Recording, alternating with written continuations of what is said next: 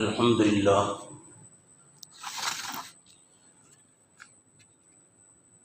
لله نحمده ونستعينه ونستغفره نعوذ بالله من شرور أنفسنا من سيئات أعمالنا من يهد الله فلا مضل له من يضلل فلا هادي له أشهد أن لا إله إلا الله وحده لا شريك له وأشهد أن سيدنا مولانا محمدا عبده ورسوله صلى الله عليه وعلى آله وصحبه سلم تسليما كثيرا أما بعد قال الله تبارك وتعالى قل إن كان آباؤكم وأبناؤكم وإخوانكم وأزواجكم وعشيرتكم وأموال اقترفتموها وتجارة تخشون كسادها ومساكن ترضونها أحب إليكم من الله ورسوله وجهاد في سبيله فتربصوا حتى يأتي الله بأمره إن الله لا يهدي القوم الفاسقين صدق الله العظيم. وقال نبينا رسول الله صلى الله عليه وسلم لا يؤمن أحدكم حتى أكون أحب إليه من والده وولده والناس أجمعين أو كما قال عليه الصلاة والسلام. விண்ணையும் மண்ணையும் அதிலுள்ள லட்சோபலட்ச படைப்புகளை படைத்து பரிபாலித்துக் கொண்டு இருக்கும் ரப்பல் ஆலமீன் அல்லாஹ்விற்கு சர்வ புகழும் உரித்தாகுக. ஸலவாத்தும் ஸலாமும் சர்க்குர நாயகர் இருலகத்தின் தலைவர் எங்கள் உயிரிலும் மேலான கண்மணி நாயகம் ரசூலுல்லாஹி ஸல்லல்லாஹு அலைஹி வஸல்லம் அன்னவர்கள் மீதும் அன்னாரின் அடிச்சுவடுகளை அனுப்பிசாமல் அப்படியே பின்பற்றி நடந்த சத்திய சஹாபாக்கள், தாபியீன்கள், தபா தாபியீன்கள், வலிமார்கள், ஷுஹதாக்கள், சாலிஹீன்கள், நல்லவர்கள், இங்கே வந்து கொண்டிருக்கிற நம்மவர்கள் அனைவர் மீதும் என்றென்றும் உரித்தாவதாக. கண்ணியத்திற்குரிய பெரியோர்களே, புனிதகரமான ரபீஉல் அவ்வலுடைய மாதம் இன்று இரவு முதல் இன்ஷா அல்லாஹ் துவங்க இருக்கிறது. அகில உலகத்திற்கும் ஒரு விமோச்சனம், ஒரு விடுதலை, குஃப்ரு ஷிர்க்கை விட்டு விடுதலை, ஏக இறைவன் அல்லாஹை வழிபடுகின்ற உன்னதமான ஒரு மார்க்கத்தை நமக்கு போதித்து தந்த அற்புதமான ஒரு விடுதலையை, நரகத்தை விட்டு விடுதலையை, சுவர்க்கத்தில் போகின்ற பாதையை நமக்கு காட்டி தந்த உன்னதமான மாதம் தான் ரபீஉல் அவ்வலுடைய மாதம். அருமை பெருமானார் ஸல்லல்லாஹு அலைஹி வஸல்லம் இந்த மாதத்தில் பிறந்து அகில உலகத்திற்கும் நூர் ஒளியாக, ஒரு பிரகாசமாக, ஒரு நேர் வழிகாட்டியாக, நற்செய்தி சொல்லக்கூடியவராக, பரிந்துரைக்கக்கூடியவராக அல்லாஹ் அனுப்பி வைத்திருக்கிறார். அந்த நபிகள் பெருமானார் ஸல்லல்லாஹு அலைஹி வஸல்லம் பிறந்த அற்புதமான மாதம் ரபீஉல் அவ்வலுடைய மாதம். ரபீ என்றாலே வசந்தம் கொழுங்குகின்ற ஒரு அற்புதமான மாதம். ஒரு மனிதனுக்கு எல்லா காலமும் வசந்தமாக இருக்க வேண்டும், ஒரு ஆனந்தமாக இருக்க வேண்டும் என்று சொன்னால் அருமை பெருமானார் ஸல்லல்லாஹு அலைஹி வஸல்லம் அன்னவர்கள் இந்த உலகத்திற்கு வந்து வழிகாண்பித்து சென்றிருக்கிற அந்த ஒரு பாதை, அவங்க இந்த உலகத்திற்கு போதித்திருக்கின்ற அந்த ஒரு போதனைகள், அதுதான் அடிப்படை காரணமாக, சித்தாந்தமாக அமைந்திருக்கிறது. அருமையானவர்களே, உலகத்திலே ஒரு மூமின் உண்மையான மூமினாக ஆக வேண்டுமானால் லா இலாஹ இல்லல்லாஹ் என்ற கலிமாவை மட்டும் சொல்லிவிட்டார், முஹம்மது ரசூலுல்லாஹ் சொல்லவில்லை என்று சொன்னால் அவர் உண்மை மூமினாக ஆக முடியாது, அவர் மூமினாக ஏற்றுக்கொள்ள முடியாது. லா இலாஹ இல்லல்லாஹ் சொல்லிவிட்டார், முஹம்மது ரசூலுல்லாஹ் சொல்லவில்லை என்று சொன்னால் கலிமாவாக ஆகாது, அது ஈமானாக ஆகாது, அவர் மூமினாக அங்கீகரிக்கப்படாது. அல்லாஹ்வுடைய பார்வையில் அவர் நரகத்திற்கு செல்லக்கூடிய மனிதனாக ஆகிவிடுகிறார். ஏனென்றால் கலிமா என்று சொன்னாலே லா இலாஹ இல்லல்லாஹ் முஹம்மது ரசூலுல்லாஹ், அல்லாஹ்வை ரப்பாக ஏற்க வேண்டும், முஹம்மதை ரசூலாக ஏற்க வேண்டும். நமக்கு வாழ்க்கை வழிகாட்டியாக, நமக்கு நேர் வழிகாட்டியாக, நம்முடைய அல்லாஹ்வின் தூதராக, நமக்கு அனுப்பி வைக்கப்பட்டிருக்கிற ரசூலாக அருமை பெருமானாரை ஈமான் கொள்ள வேண்டும். உலகத்திலே நமக்கு வழங்கப்பட்டிருக்கிற, அல்லாஹ்வுடைய புறமிருந்து வழங்கப்பட்டிருக்கிற அற்புதமான ஒரு தலைவர் அகில உலகத்தில் நபிகள் பெருமானாருக்கு முன்பும் பிறந்ததில்லை, கியாமத் வரைக்கும் பிறக்க போறதும் இல்லை. அப்படிப்பட்ட மாமனிதர் அல்லாஹ் நமக்கு வழங்கியிருக்கிறார் என்று சொன்னால், நமக்கு தலைவராக வழங்கியிருக்கிறார் என்று சொன்னால், நபியாக அருள் இருக்கிறார் என்று சொன்னால் மிகப்பெரிய ஒரு பேர் உபகாரம் நாம் செய்திருக்கிறோம். இது அல்லாஹ்வே சொல்லி காட்டுகிறார். உங்கள் மீது அல்லாஹ் உபகாரம் செய்திருக்கிறார், நபியை அனுப்பி வைத்து அல்லாஹ் உங்களுக்கு மிகப்பெரிய உபகாரத்தை செய்திருக்கிறார். குல் பி ஃபத்லில்லாஹி பி ரஹ்மதி, நபியே நீங்கள் சொல்லுங்கள், அல்லாஹ்வுடைய அருளை கொண்டு, அல்லாஹ்வுடைய ரஹ்மத்தை கொண்டு ஃபபிதாலிக ஃபல்யஃப்ரஹு, மகிழ்ச்சி பெறுகிறவர்கள் மகிழ்ச்சி அடைந்து கொள்ளட்டும். அல்லாஹ்வுடைய ரஹ்மத்தை கொண்டும் அல்லாஹ்வுடைய ஃபضலை கொண்டும் மகிழ்ச்சி அடைந்து கொள்ளட்டும். ஃபபிதாலிக ஃபல்யஃப்ரஹு ஹுவ கைரும் மிம்மா யஜ்மஊன், அது இந்த மக்கள் சேர்த்து வைத்திருக்கின்ற எல்லா செல்வங்களை காட்டிலும் இது சிறந்தது என்று அல்லாஹ் சொல்லி காட்டுகிறார். அல்லாஹ்வுடைய ஃபضல், அல்லாஹ்வுடைய ரஹ்மத் மனிதர்கள் சேர்த்து வைத்திருக்கின்ற எல்லா சொத்துக்களை விட, எல்லா நட்பெயர்களை விட, எல்லா பட்டங்களை விட, எல்லா செல்வாக்குகளை விட, எல்லா பதவிகளை விட இது சிறப்புக்குரியது என்று அல்லாஹ் சொல்லி காட்டுகிறார். இப்போ ரஹ்மத் என்றால் யார், ஃபضல் என்றால் யார்? அடுத்த வசனத்திலே அல்லாஹ் சொல்லுகிற பொழுது முஃபஸ்ஸிரீன்கள் விளக்கம் எழுதுகிறார்கள், அருமை பெருமானார் ஸல்லல்லாஹு அலைஹி வஸல்லம் மன்னவர்கள் தான் ரஹ்மத். அல்லாஹ் நமக்கு தந்திருக்கிறான். நாம் மகிழ்ச்சி அடைய வேண்டும் என்று சொன்னால் நபிகள் பெருமானார் நமக்கு நபியாக கிடைக்கப்பட்டிருக்கிறோம், நமக்கு தலைவராக நாம் அடைந்திருக்கிறோம். இதை விட ஒரு பெரிய மகிழ்ச்சி உலகத்திலே ஒரு மனிதனுக்கு வேறு எதுவும் இருக்க முடியாது. இது அல்லாஹ்வே சொல்லி காட்டுகிறான். வமா அர்ஸல்னாக இல்லா ரஹ்மத்தல் லில் ஆலமீன். ரஹ்மத் என்று சொன்னால் அருமை பெருமானார் தான். நபியே, உம்மை நாம் அகில உலகங்களுக்கும் ரஹ்மத்தாகத்தான் அனுப்பி வைத்திருக்கிறோம் என்று அல்லாஹ் திருமறையில் சொல்லி காட்டுவார். ஸல்லல்லாஹு அலைஹி வஸல்லம் அகில உலகத்திற்கும் ரஹ்மத் என்று அல்லாஹ் கூறுகிறான். அந்த ரஹ்மத்தை கொண்டு நீங்கள் மகிழ்ச்சி அடைந்து கொள்ளட்டும், மனிதர்கள் சந்தோஷம் அடைந்து கொள்ளட்டும். இவர்கள் சேர்த்து வைத்திருக்கின்ற அனைத்து சொத்துக்களை விட, அனைத்து செல்வத்தை விட இது மிக சிறப்புக்குரியது என்று அல்லாஹ் சொல்லுவார். அருமையானவர்களே, ஃபضல் என்று சொன்னால், ரஹ்மத் என்று சொன்னால் அருமை நாயகம் ஸல்லல்லாஹு அலைஹி வஸல்லம் மன்னவர்கள் தான் நமக்கு மிகப்பெரிய ஒரு பாக்கியம் நாம் கொடுத்து வைத்தவர்கள். எத்தனை நபிமார்கள் அருமை பெருமானாருடைய உம்மத்தாக பிறக்க வேண்டும் என்று ஆசைப்பட்டிருக்கிறார்கள். எத்தனையோ நபிமார்கள் இந்த உம்மத்திலே பிறக்க வேண்டும் என்று சராசரி உம்மத்தாக, அருமை நாயகத்திற்கு ஒரு உம்மத்தாக நாம் இருக்க வேண்டும் என்று ஆசைப்பட்டிருக்கிறார்கள்.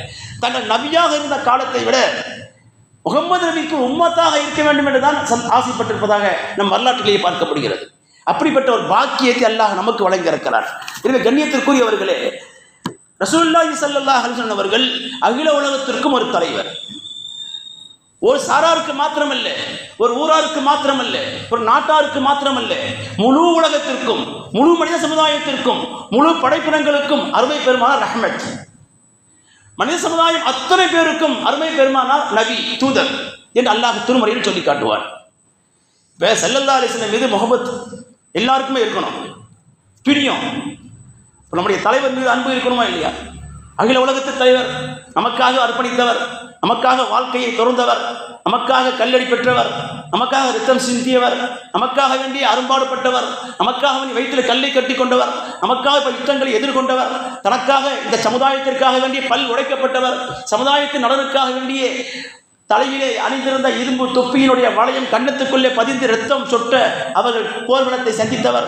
இப்படி சொல்லிக்கொண்டே இருந்தோம் என்று சொன்னால் அவர்கள் செய்திருக்கிற உபகாரம் இருக்கிறது இந்த உம்மத்திற்கு. உடம்பில் இருக்கின்ற ரோமங்களின் எண்ணிக்கையை விட அருமை பெருமானார் நமக்கு செய்திருக்கிற உபகாரங்கள் பன்மடங்கு அதிகம். இதை எண்ணி விடலாம், அதை எண்ணி முடித்து விட முடியாது. அவ்வளோ உபகாரங்கள் அருமை பெருமானார் இந்த சமுதாயத்திற்கு செய்திருக்கிறார்கள், இந்த உம்மத்திற்கு செய்திருக்கிறார்கள். அப்போ அந்த நபி மீது அன்பு வைக்கணுமா இல்லையா? முஹப்பத் இன்னைக்கு எப்படி வரும்? முஹப்பத்து வருவதற்கு 3 வழி இருக்கிறது. அல்லாமா இக்பால் சாரே ஜஹான் சச்சா ஹிந்துஸ்தான் ஹமாரா அற்புதமாக பாடினார். மிகப்பெரிய இறை நேசர் அல்லாமா இக்பால் குறிப்பிடுகிறார், அருமை பெருமானார் மீது முஹப்பத் வர வேண்டும் என்று சொன்னால் 3 வழிகள் இருக்கிறது. ஒன்று, அதிகமாக ஸலவாத் ஓத வேண்டும். அதிகமாக ஸலவாத் ஓதிக்கொண்டு இருந்தோம் என்று சொன்னால் முஹப்பத் அதிகமாக வரும்.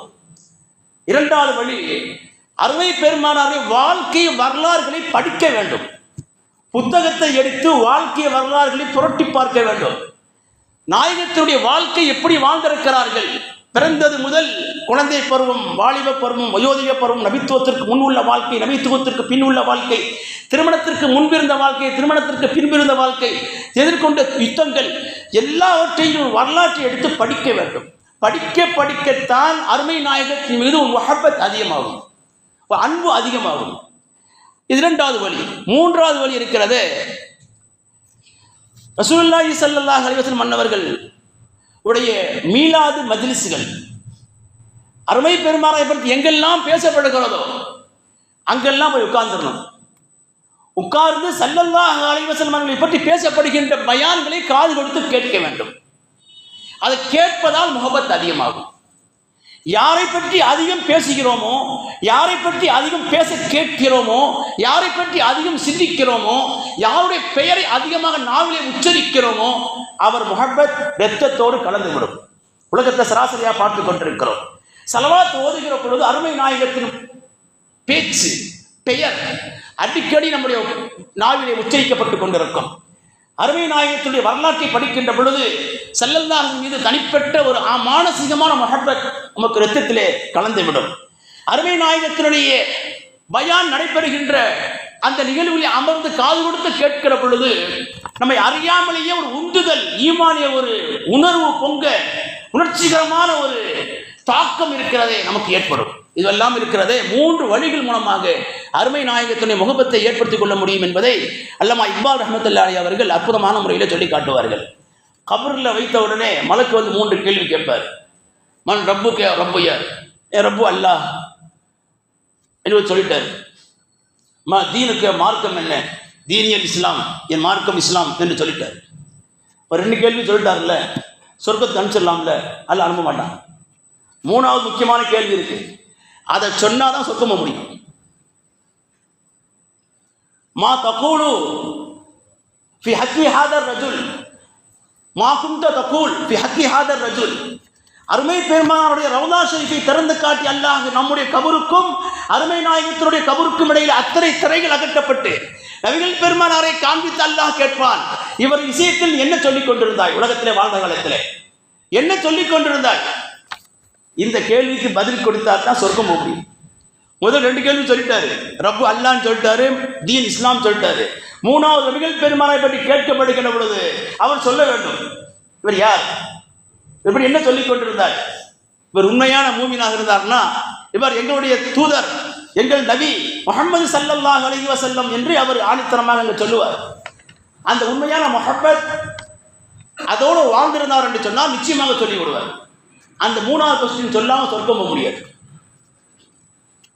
அதே மாதிரி ஒருத்தர் கபூர்ல வச்சாச்சு, ரப்பு யார் மலக்கு கேட்குறாங்க, அவர் தெரியல, இவன் கை சேதமே, என் கை சேதமே என்று கதற, சொல்ல தெரியல.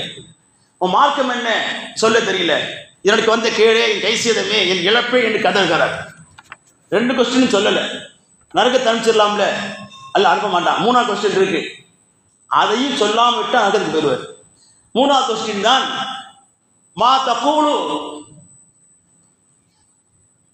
ஃபி ஹக்கி ஹாதர் ரஜுல், இவர் விஷயத்தில் என்ன சொல்லிக் கொண்டிருந்த உலகத்தில் வாழ்ந்த காலத்தில் அல்லாஹ் கேட்கும் பொழுது அவர் நபிகள் பெருமானை பற்றி கேட்கப்படுகிற கேள்விக்கு பதில் சொன்னாதான் நரகவாதியின் தீர்ப்பாகும். அப்பயும் சொல்ல மாட்டார், கலிமாவே இல்லைண்டா, தீன் இல்லைன்னா இப்போ இதுவும் இல்லை, நரகத்துக்கு போயிடுவார். ஆக 3 கொஸ்டின்ல 3வது கொஸ்டின் இருக்கிறதே, நபிகள் பெருமானாரை பற்றி கேட்கப்படும்.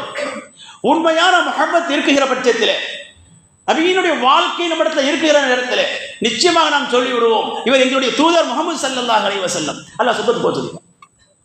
கபர் விசாலமாக்கப்படும், சுவர்க்கத்தின் கதவுகள் திறந்து விடப்படும், அழகான காற்றுகள் வீசப்படும், நறுமணங்கள் கமலும், கண்ணு கெட்டுக்கு அளவு கபர் விசாலமாக்கப்படும், கபர் விசாலமாக்கப்படும் என்றெல்லாம் ஒளிமயமாக்கப்படும். அதில் நிறைய வந்திருக்கிறது.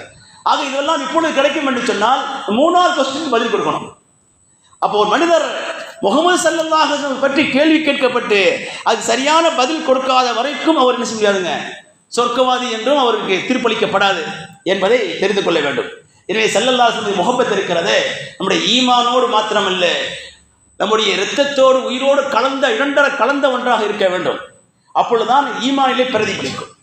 இரத்தத்தோடு கலந்தால்தான் ஈமானிலே பிரதிபலிக்கும். உமர் ரலியல்லாஹு அன்ஹு வந்தார், யா ரசூலல்லாஹ் ஸல்லல்லாஹு அலைஹி வஸல்லம், நான் உங்களை ரொம்ப நேசிக்கிறேன், உங்களை ரொம்ப நான் நேசிக்கிறேன், எந்த அளவுக்குன்னா என்னுடைய சொத்து சுகத்தை விட அதிகமாக நேசிக்கிறேன். ஸல்லல்லாஹு அலைஹி சொன்னாங்க, உண்மை மூமினாக ஆக முடியாது அப்படின்றாங்க.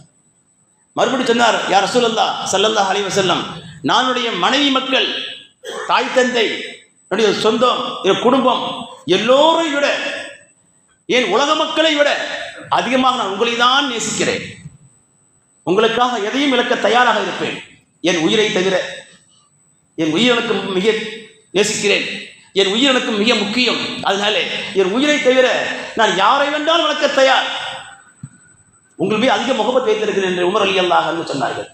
அருமை பெருமானார் சொன்னார்கள், உண்மை மூமினாக ஆக முடியாது உமரே, உங்கள் உயிரை விடவும் என்னை அதிகமாக நேசிக்காதவரை உண்மையான மூமினா ஆக முடியாது. உமர் ரலியல்லாஹு சொன்னார்கள், அல்லாஹ்வின் தூதரே, என் உயிரையும் நான் அர்ப்பணிக்க தயாராக இருக்கிறேன். என் உயிரை விடவும் அதிகமாக நான் உங்கள் மீது முகப்பத் வைத்திருக்கிறேன். தீனுக்கு தேவை என்ற பொழுது, மார்க்கத்துக்கு தேவை ஏற்படுகிற பொழுது உயிரை துச்சமாக மதித்து அர்ப்பணிக்க தயார், உயிரை இழக்க தயார் என்று உமர் ரலியல்லாஹு அன்ஹு அவர்கள் சொன்னார்கள். இதுதான் உண்மையான முகப்பத். காசு பணத்தை மட்டும் இழந்தா பத்தாது, குடும்பத்தை மட்டும் இழந்தா பத்தாது, உயிரையும் இழக்க தயாராக இருக்க வேண்டும். இதுதான் என் மீது வைத்திருக்கிற அளப்பெரிய முகப்பத்திற்கின் அளவுகோல் என் அருமை பெருமானார் உமர் ரலியல்லாஹு அன்ஹு சொன்னார்கள். இந்த மாதிரி முகப்பத்தை தான் ரபீஉல் அவ்வல் கற்றுத் தருகிறது. அருமையானவர்களே, அந்த மாதிரி முகப்பத் நமக்கு இருக்கணும். சஹாபா பெருமக்கள் இடத்துல அந்த மாதிரி முகப்பத்தை தான் பார்க்க முடியும். 1800களிலே இந்திய விடுதலைக்காக வேண்டி நம்முடைய இஸ்லாமிய சமுதாயம் மிகப்பெரிய வீர வேகத்தோடு போராடி கொண்டிருக்கிறார்கள். தேவ்பந்த் உலமா பெருமக்கள் களத்தில் இறங்கி விட்டார்கள். பல்லாயிரக்கணக்கான பேர் களத்தில் இறங்கி போராடி கொண்டிருக்கிறார்கள். அதிலே ஒரு குறிப்பு, முஹம்மது இஸ்மாயில் ஷஹீத் ரஹ்மத்துல்லாஹி அலைஹி, அவர் பாலாக்காட் என்ற அந்த போர்க்களத்தில் தளபதியாக இருந்து படையை 10,000 பேர் கொண்ட படையை திரட்டிக் கொண்டு ஆங்கிலேயனை எதிர்த்து போராடுவதற்காக களம் காண்கிறார். அப்பொழுது ஒரு சீக்கியன் வந்து அருமை பெருமானாரை தரக்குறைவாக பேசிவிடுகிறார். இஸ்மாயில் ஷஹீத் சொன்னார்கள், சீக்கியன், எங்கள் உயிரும் மேலான தன்மை நாயகம் ஸல்லல்லாஹு அலைஹி வஸல்லம் அவர்களே, நீ தரக்குறைவாக பேசிவிட்டாய் அல்லவா, நான் உன்னை என் கையால் கொல்லாமல் விட மாட்டேன் என்று சபதம் எடுத்தார்கள். நீ நபிகள் பெருமானாரை நீ எங்கள் உயிருக்கு மேலாக நேசித்துக் கொண்டிருக்கிற எங்கள் அகில உலகத்து தலைவரை நீ அவமதித்து விட்டாய், அவமானமாக பேசிவிட்டாய், கொச்சைப்படுத்தி பேசிவிட்டாய், நான் உன்னை கொல்லாமல் விடமாட்டேன் என்று இஸ்மாயில் ஷஹீது சூளுரைத்தார். பின்னால இருந்த ஒரு சீக்கியன் அவரை ஆயுதத்தால் வேகமாக தாக்கினான். அவர் தலை துண்டாக போய் விழுந்தது. இஸ்மாயில் ஷஹீத் ஆனாலும் தலை கீழே விழுந்து விட்டது. அவர் ஒட்டகத்தை வேகமாக ஓட்டுகிறார், தலை கீழே விழுந்து விட்டது, ரொம்ப தூரம் சென்று விழுந்திருக்கிறது. தலையில்லா முண்டமாகத்தான் இருக்கிறார் இஸ்மாயில் ஷஹீத் ரஹ்மத்துல்லாஹி அவர்கள். வேகமாக சென்றார்கள். அந்த சீக்கியன் இருந்த நோக்கி அவர் புறப்பட்டார்கள். சீக்கியன் அரண்டு போனான். தலை கீழே விழுந்தும் என்னை நோக்கி விரைந்து வருகிறார் என்று அவன் தடுமாறி கீழே விழுந்தான். வேகமாக சென்ற இஸ்மாயில் ஷஹீத் அந்த சீக்கியன் மீது விழுந்து தாங்கள் வைத்திருந்த அந்த குருவால் அவன் நெஞ்சிலே பதித்து அவனை கொன்று விட்டுதான் உயிர் பிரிந்தது. இதுதான் முகப்பத். இந்திய விடுதலைக்கு போராட்டம் என்று சொன்னால் இந்த முகப்பத்துடைய பின்னணி தான் அந்த போராட்டம். இந்த இந்திய விடுதலை போராட்டம் என்று இருக்கிறது இன்று நேற்று ஆரம்பிக்கப்பட்டதல்ல, 1400களிலே துவங்கிவிட்டது.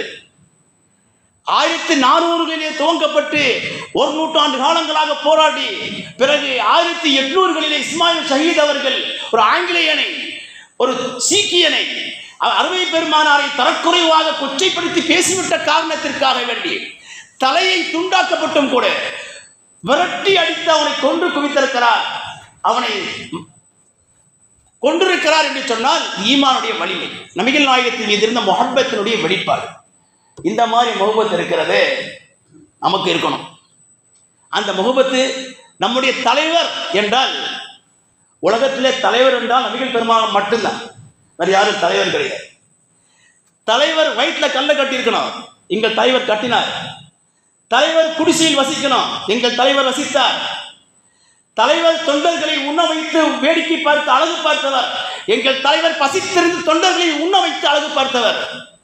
வருகின்ற கனிமத் பொருட்களை பகிர்ந்து கொடுக்கிற பொழுது தன்னுடைய சமுதாயத்திற்கு, தன்னுடைய சஹாபாக்களுக்கு பகிர்ந்து கொடுத்து விட்டு தனக்கு என்று எதையும் எடுத்துக்கொள்ளாதவர் தலைவர். சொல்லிக்கொண்டே போகலாம். அப்படிப்பட்ட மாமனிதர் தான் நமக்காக வேண்டி அரஃபா மைதானத்திலே 5 மணி நேரத்திற்கு மேலாக சுட்டு இருக்கின்ற ஏப்ரல் வெயிலிலே ஹஜ்ஜிலே அவர்கள் துவா செய்து கொண்டிருந்தார்கள் நிம்மத்திற்காக வேண்டி. அவர் நம்முடைய தலைவர். இந்த மாதிரி தலைவர் மீது இஸ்மாயில் ஷஹீத் வைத்திருந்தாரே முஹப்பத், அந்த முஹப்பத் இருக்கணும். ரசூலுல்லாஹ் யாராவது தப்பா பேசிட்டா, நம்ம தாயை பற்றி தப்பா பேசிட்டா கோவம் வருது, தந்தையை தப்பா பேசிட்டா கோவம் வருது. இதோ 100 மடங்கு அதிகமாக கோவம் வரணும் நபிகள் பெருமானை பற்றி யாராவது பேசிட்டா. ஏன்னா மட்டும் உயிருக்கு மேலான தலைவர் அவர்கள். அந்த முகப்பத் இருக்கிறதே சாதாரணமாக வந்து விடாது. அது வாழ்க்கையிலே அது இரண்டரை கலக்குகின்ற பொழுதுதான் அதை பார்க்க முடியும். கண்ணியத்திற்குரியவர்களே, உமர் ரலியல்லாஹு அன்ஹு அவர்கள் அபூபக்கர் ரலியல்லாஹு அன்ஹு அவர்களை பார்ப்பதற்காக செல்கிறார்கள்.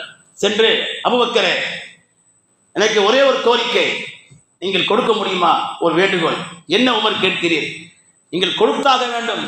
கேட்டால் கொடுப்பீர்களா? கேளுங்கள், என்னால் முடிந்தால் நிச்சயம் கொடுப்பேன். உமர் ரலியல்லாஹு கேட்டார்கள், சவுர் குகையிலே நீங்களும் நபிகள் பெருமானாரும் 3 நாட்கள் மறைந்திருந்தீர்களே, ஹிஜ்ரத் புறப்படுகிற பொழுது, மக்காவிலிருந்து மதீனா ஹிஜ்ரத் புறப்படுகிற பொழுது 3 நாட்கள் மறைந்திருந்தீர்களே, அந்த 3 இரவுகளில் எனக்கு ஒரு இரவு நன்மை மட்டும் கொடுங்கள். நான் 3 நாள் இரவையும் நன்மையும் கேட்கவில்லை, ஒரு இரவின் நன்மை மட்டும் கேட்கிறேன். அது எனக்கு கொடுத்து விடுங்கள். நான் என் வாழ்க்கையில் செய்த எல்லா நன்மைகளையும் உங்களுக்கு கொடுத்து விடுகிறேன். உமர் ரலியல்லாஹு அன்ஹு கேட்கிறார்கள், என் வாழ்க்கை செய்த எல்லா நன்மைகளையும் கொடுத்து விடுகிறேன். அந்த 3 நாட்கள் சவுர் குகையில் நபிகள் பெருமானாரோடு தங்கியிருந்த பொழுது அந்த 3 நாட்களில் ஒரு இரவின் நன்மை மட்டும் கொடுங்கள் என்று அபூபக்கர் உமர் ரலியல்லாஹு அன்ஹு கேட்கிறார்கள்.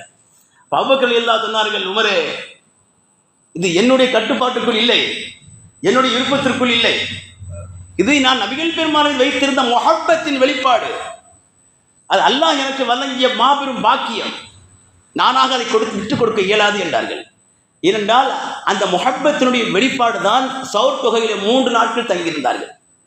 அந்த 3 நாட்களிலே நபிகள் பெருமானாருக்கு வாகனமாக மாறியவர் அபூபக்கர் சித்திக் ரலியல்லாஹு அன்ஹு அவர்கள். மிஅராஜ் சென்ற பொழுது புராக் வாகனமாக மாறியது.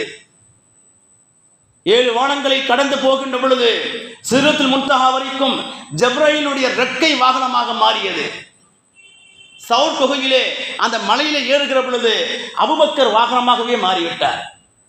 நபிகள் பெருமானார் காலிலே முள்ளு குத்தும் அல்லவா, கல்லுகள் குத்தி விடுமே, முள்ளுகள் குத்தி விடுமே என்பதற்காக நபிகள் பெருமானார் தோளில் தூக்கி கொண்டு சுமந்து சென்ற அபூபக்கர் ரலியல்லாஹு அன்ஹு அவர்கள் சுமந்து போய் குகைக்கு வெளியே நபிகள் பெருமானார் உட்கார வச்சு உள்ள போய் ஃபுல்லா சுத்தம் பண்ணி அதற்கு பிறகு உள்ள அழைச்சிட்டு போய் ஸல்லல்லாஹு அலைஹி வஸல்லம் படுக்க வைக்கிறாங்க.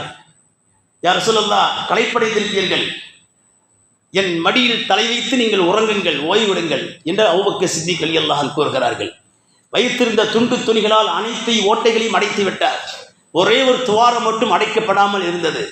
அபூபக்கர் நபிகள் பெருமானார் மடியிலே தலை வைத்து படித்திருக்கிறார்கள். அபூபக்கர் பார்க்கிறார், ஒரே ஒரு ஓட்டை மட்டும் அடைக்கப்படாமல் இருக்கிறது. இது வழியாக ஏதாவது விஷ ஜந்துக்கள் வந்து விடுமே என்று தன்னுடைய கால் விரலை அந்த ஓட்டையிலே வைத்து அடைத்துக் கொள்கிறார் அபூபக்கர் சித்திக் ரலியல்லாஹு அன்ஹு அவர். உள்ளே இருந்த பாம்பு அபூபக்கர் ரலியல்லாஹு காலிலே தீண்டி விடுகிறது. அந்த பாம்பு பல 100 ஆண்டுகளாக காத்து கிடக்கிறது. அறுவை பெருமானார் இப்பொழுது வருவார்கள், அவனை பார்க்க வேண்டும் என்று தவம் இருந்திருக்கிறது. அந்த பாம்பு வெளியே வராமல் கால் வைத்து அடைத்து விட்டு அபூபக்கர் ரலியல்லாஹு காலை அந்த பாம்பு கொத்தி விடுகிறது. பயங்கரமான வேதனை, கொஞ்சம் கூட அசையவில்லை. இப்ராஹிம் அலைஹிஸ்ஸலாத்து வஸ்ஸலாம் நம்ரூத் நெருப்பு கொண்டு தூக்கி போட்ட பொழுது நெருப்பினுடைய சூடு இப்ராஹிம் அலைஹிஸ்ஸலாத்திற்கு தெரியவில்லை. அல்லாஹ் வைத்திருக்கிற முஹப்பத், அந்த ஈமானிய வலிமை இப்ராஹிம் அலைஹிஸ்ஸலாத்திற்கு நெருப்பினுடைய உஷ்ணம் தெரிய போனது. அதுபோன்று அபூபக்கர் ரலியல்லாஹு அன்ஹு நபிகள் பெருமானார் மீது வைத்திருந்த முஹப்பத் இருக்கிறது. பாம்பினுடைய தீண்டுதல் வழி தெரியாமல் போனது. அவர் பாம்பு தீண்டியது பெரிதாக தெரியவில்லை, பாம்பின் விஷம் உடம்பிலே ஏறுவது பெரிதாக தெரியவில்லை. காலை வைத்திருக்கிறார்கள், கொஞ்சம் அசையவில்லை, அப்படியே இருக்கிறாங்க. கண்ணீர் மட்டும் கண்களிலே சாறை சாரியாக வடிகிறது. அந்த வடிந்த கண்ணீர் துளி அருமை நாயகத்தினுடைய கன்னத்திலே வந்து விழுகிறது. அந்த கண்ணீர் துளி கல்லிலே விழுந்திருந்தால், பாறையிலே விழுந்திருந்தால், குகையிலே விழுந்திருந்தால், நிலத்திலே விழுந்திருந்தால் அது வேறு வரலாறு. அருமை நாயகத்தினுடைய கன்னத்திலே விழுந்திருக்கிறது. ஏன் அந்த கண்ணீர் விழக்கூடிய அளவுக்கு, அந்த அருமை பெருமாள் முகத்திலே கண்ணீர் விழுகின்ற அளவுக்கு அந்த கண்ணீர் துளி அல்லாஹ்விடத்திலே மதிப்பு மிக்கதாக மாறியது. 2 துளிகள் அல்லாஹ்வுக்கு மிக பிடித்தமானது. அல்லாஹ் அந்த துளிகளை பூமியிலே விடவில்லை. உஸ்மான் ரலியல்லாஹு அன்ஹு அவர்களை அந்த புரட்சியாளர்கள் கொலை செய்த பொழுது, ஆயுதத்தால் வெட்டிய பொழுது ரத்தம் சிந்தியதல்லவா, ரத்தம் தரையிலே விழவில்லை, அல்லாஹ்வுடைய கலாமிலே விழுந்தது. திருமறை குர்ஆனிலே ரத்தம் விழுந்தது. அல்லாஹ் தன் வேதத்திலே தாங்கிக் கொண்டார். அபூபக்கர் ரலியல்லாஹு அன்ஹுடைய கன்னத்திலே இருந்து கண்ணிலே வருகின்ற கண்ணீர் துளி இருக்கிறது, அருமை நாயகத்துடைய கன்னத்திலே விழுகிறது. ஏனென்றால் 2 துளிகள் இருக்கிறது, மார்க்கத்துக்காக சிந்தப்படுகிறது, தீன இஸ்லாத்திற்காக சிந்தப்படுகிறது, அல்லாஹ்வுக்காக சிந்தப்படுகிறது. எனவே இந்த கண்ணீர் துளியும் இரத்த துளியும் பூமியை விட தகுந்ததல்ல, அல்லாஹ்வுடைய கலாமிலும் அருமை நாயகத்தின் கண்ணத்திலும் இருந்திருக்கிறது. ஸல்லல்லாஹு அலைஹி வஸல்லம் விழித்துக் கொண்டார்கள். அல்லாமா இக்பால் சொல்வார், இந்த காட்சியை எனக்கு கற்பனை செய்து பார்க்கிறேன். ரேகாலிலே திருமறை குர்ஆனை வைத்து ஓதுவதை போன்று நான் உணர்கிறேன். அபூபக்கர் உட்கார்ந்திருக்கிறார், அருமை பெருமானார் அபூபக்கர் மடியிலே தலை வைத்து படித்திருக்கிறார்கள், குர்ஆனே படித்திருக்கிறது. அபூபக்கர் ரேகாலாக மாறினார், அருமை பெருமானார் குர்ஆனாக மாறி இருக்கிறார். திருமறை குர்ஆன் ரேகாலில் வைத்து ஓதுவதை போன்ற ஒரு காட்சியை நான் பார்க்கிறேன். அல்லாமா இக்பால் வர்ணிப்பார். அருமையாக அப்படிப்பட்ட ஒரு மிகப்பெரிய ஒரு தியாகத்திற்கு சொந்தக்காரர் அபூபக்கர் சித்திக் ரலியல்லாஹு அன்ஹு அவர்கள். இது எதனால் வந்த விளைவு? முஹப்பத். இந்த ஒரு முஹப்பத்தால் ஏற்பட்ட இவ்வளவு பெரிய தியாகத்தை தான் உமர் ரலியல்லாஹு கேட்கிறார். அந்த ஒரு நாளுடைய இரவை நன்மையை தாருங்கள், என் மொத்த வாழ்க்கையின் நன்மையை நான் திரும்ப உங்களுக்கு கொடுத்து விடுகிறேன் என்று உமர் ரலியல்லாஹு கேட்கிறார். அருமையானவர்களே, இதெல்லாம் முஹப்பத்தினுடைய வெளிப்பாடு. இந்த முஹப்பத் இருந்தால் மட்டும்தான் இதெல்லாம் வெளிப்படும். தபூக்குடைய போர்வரம் அருமை பெருமானார் நிதி கேட்கிறார்கள். 2.5 லட்சம் பேரை எதிர்கொள்ள வேண்டும். 10,000 சஹாபாக்கள், 2.5 லட்சம் பேர் எதிரிகள். யுத்தம் நடைபெற இருக்கிறது. தபூக்குள் நிதி பற்றாக்குறை, பயங்கரமான பஞ்ச சமயம் அது. அபூபக்கர் ரலியல்லாஹு வீட்டுக்கு செல்கிறார்கள். இருந்த அத்துறையும் எடுத்து விட்டார்கள், கொண்டு வந்து வைத்து விட்டார்கள். மறுபடியும் வீட்டுக்கு வருகிறார்கள். ஆயிஷா ரலியல்லாஹு அன்ஹா கூறுகிறார்கள், நான் அன்றைக்கு என் தந்தை வீட்டிலே இருந்தேன். அபூபக்கர் ரலியல்லாஹு என் தந்தை வேகமாக வந்து அப்படியே சோகத்தெல்லாம் தடவி கொண்டே இருந்தார். நான் கேட்டேன், அருமை தந்தையே, என்ன தடவி கொண்டிருக்கிறீர்கள், என்ன தேடுகிறீர்கள்? இல்லை, என்னுடைய உடை கிழிந்து விட்டால் தைப்பதற்கு ஒரு ஊசி வைத்திருந்தேன், அதை தான் தேடுகிறேன் என்றார்கள். பிறகு அந்த ஊசியை கண்டுபிடித்து அதை கொண்டு சென்று அல்லாஹ்வின் தூதருக்கு முன்னாலே நிதியாக வைத்தார்கள். வீட்டிலே இருந்த அத்தனையும் கொண்டு போய் வைத்து விட்டார். கிழிந்த உடையை தைப்பதற்கு வைத்திருந்த ஊசியையும் தேடி பிடித்து கொண்டு போய் வைத்து விட்டார் அபூபக்கர் ரலியல்லாஹு அன்ஹு அவர்கள். அதற்கு பிறகு நபிகள் பெருமானார் நிதியை சஹாபாக்களிடம் கேட்டுக்கொண்டிருந்த பொழுது ஒரு ஓடி செல்கிறார். என்ன கொடுக்கலாம், இன்னும் என்ன கொடுக்கலாம்? தீனுக்காக, சன்மார்க்கத்திற்காக நாயகம் கேட்கிறார்களே, அகில உலகத்தின் தலைவர், என்ன கொடுக்கலாம்? தன் உடம்பை பார்க்கிறார். உடை உடுத்திருக்கிற அபூபக்கர் ரலியல்லாஹு அன்ஹு, அந்த உடை 32 திர்ஹத்திற்கு பெறும். அபூபக்கரே, தபூக் போர்க்களத்திற்கு நிதி நபிகள் பெருமானார் கேட்கிறார்கள், உனக்கு 32 திர்ஹம் மதிப்புள்ள உடை தேவைதானா? கலற்றுங்கள் என்று சொல்லி தன்னைத்தானே சொல்லிக் கொள்கிறார். உடையை கலற்றினார். அங்க இருந்த ஒரு சாக்கை எடுத்து ஆடையாக போர்த்தி கொண்டு போய் பஜாரிலே அந்த உடையை விற்கிறார்.